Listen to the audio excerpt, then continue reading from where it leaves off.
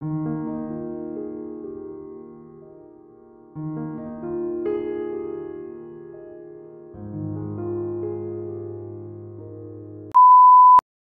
Evening বন্ধুরা, শুভ সন্ধ্যা জানিয়ে কালী পুজোর সেকেন্ড ব্লগ ভিডিওটা এখন থেকে শুরু করছি।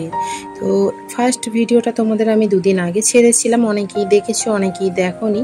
তো যারা দেখোনি তাদের জন্য আমি লিঙ্কটা এই ভিডিও শেষে দিয়ে দেবো, অবশ্যই তোমরা গিয়ে দেখে নিও।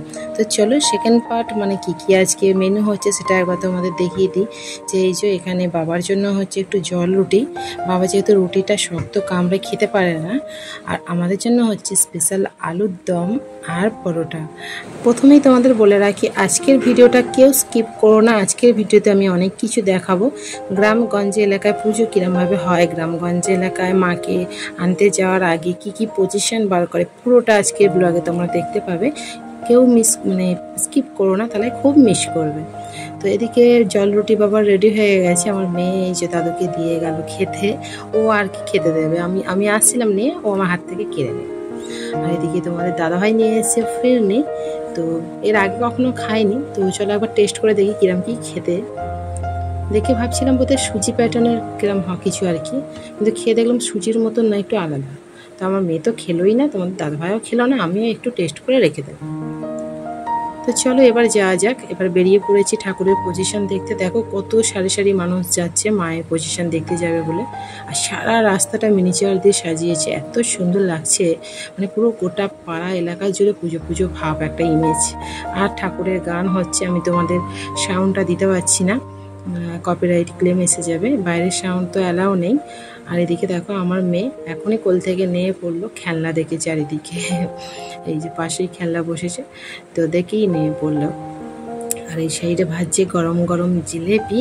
আর প্রচুর মানুষ যাচ্ছে, কারণ এখন ঠাকুরের পজিশন বার করবে, মানে মাকে আনতে যাবে। মাকে আনতে গেলে কি মায়ের সঙ্গে যায় সেইগুলো তোমাদেরকে শেয়ার করবো। চলো যেতে থাকি।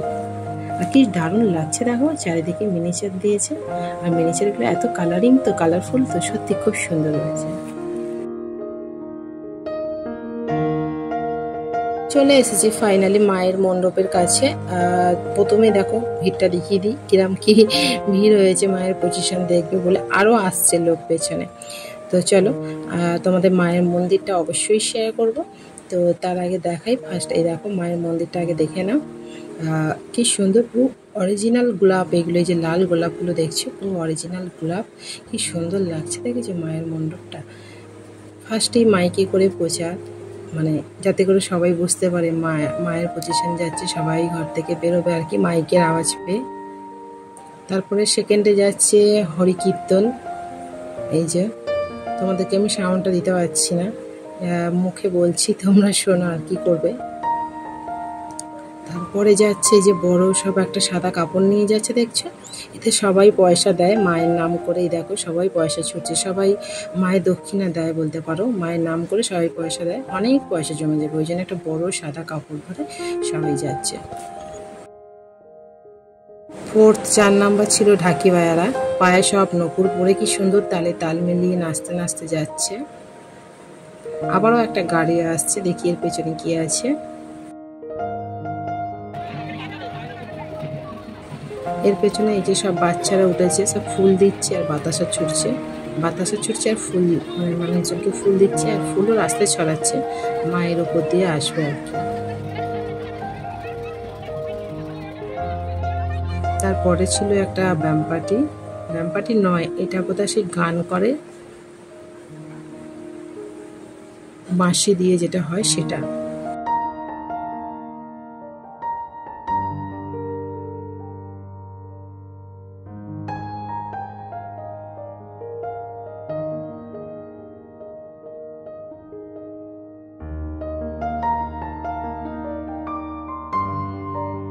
ওটা তো চলে গেল। তারপরে আবারও এলো একটা ব্যাম পার্টি, দেখো কি বড় বড়গুলোকে সব ক্যারি করছে এরা, এগুলোর কি নাম আমার মনে নেই। তো তারপরে এই যে সব টোটো করে বাচ্চারা যাচ্ছে, আর এরপরে আসছে ঘোড়ার গাড়ি। তো চলো ঘোড়ার গাড়ি করে আর কি সব বাচ্চারাই যাচ্ছে। ঘোড়া শুভ জিনিস।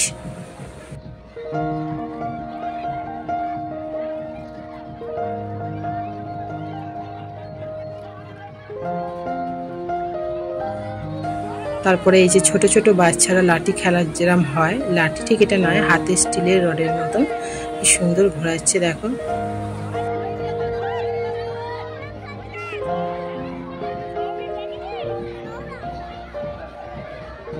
আর পেছনেই ছিল খুব পছন্দের দুজন, আমাদের গোপাল ভাঁড় আর তার গিন্নি। অবশ্যই খুব মজার, আসছে গোপাল যাচ্ছে গোপাল। তো তারপরে আবার টোটো করে সব যাচ্ছে, আবারও আসছে একটা ছোট বাচ্চাদের ব্যান্ড আর কি। দেখো এগুলো সব ছোটদের আর কি, ছোট বাচ্চারা সব নতুন শিখে রেয়াজ করে নিচ্ছে একবার করে, মাকে আনতে যাচ্ছে।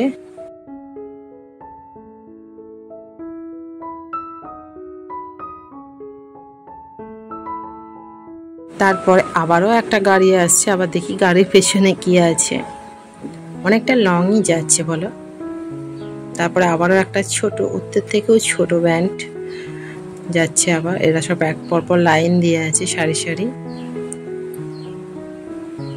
আর এত জোরে জোরে বাজাচ্ছে কানের সামনে, মানে আওয়াজটা যদি দিতে পারতাম বুঝতে পারতে। তো আমাদের একটু ভিড়টা দেখিয়ে দিই, দেখো কত পরিমাণে লোক এসছে পুরো মায়ের পজিশন দেখবে বলে, আর আমরা এই সাইডে দাঁড়িয়ে আছি। তো এরপরে আসে সেই ডিজে, সব কিছু হবে, ডিজে হবে না তা কি হয়। ও ডিজের গান শুনে আমারও একটু কোমর দোলাতে ইচ্ছা করছিল, বাট যেতে তো পারবো না। অনেকেই যায় মাকে আনতে, যেমন ছেলেরা যায় সেরকম মেয়েরাও যায়, বাট আমরা যাইনি, কারণ ছোট বাচ্চাকে নিয়ে অসুবিধা। তো এই দেখো ডিজে আসছে, পেছনে সব নাচা গানা করতে করতে আসছে।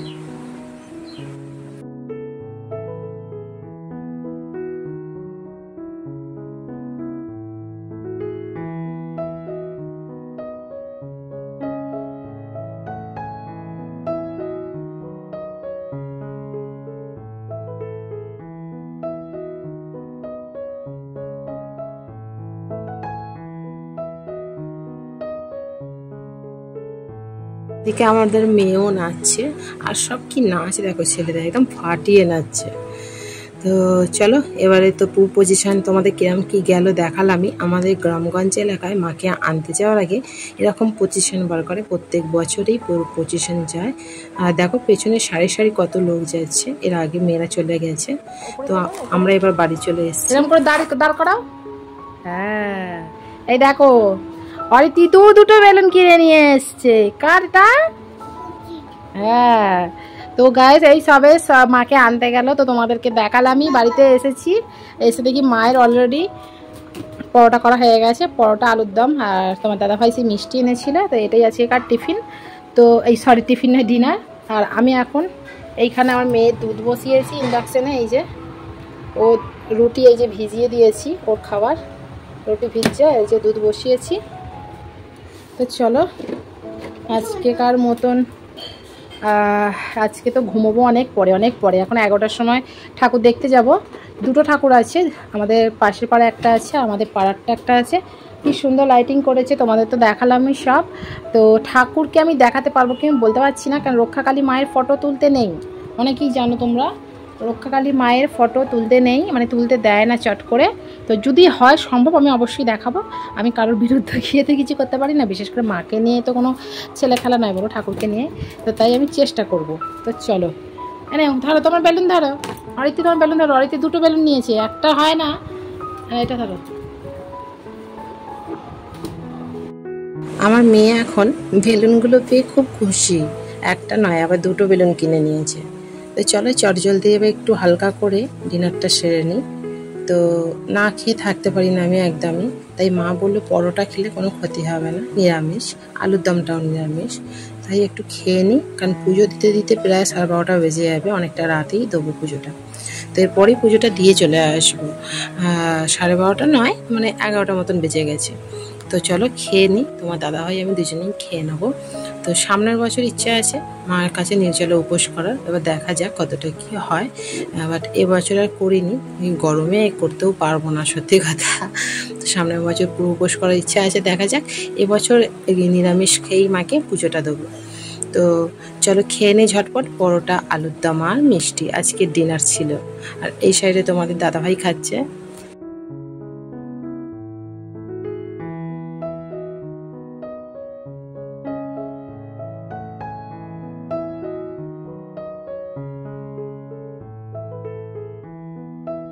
আমার মেয়ে একেবারে রেডি,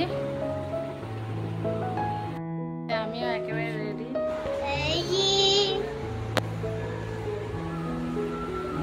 চলো এখন যাব আমরা পুজো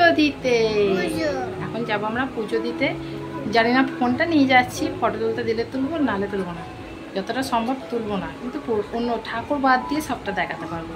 ঠাকুরকে দেখাতে পারবো না, কারণ রক্ষা কালী মায়ের ফটো তুলতে নেই, আর যেটা নেই সেটা আমার ক্ষেত্রে হবে না।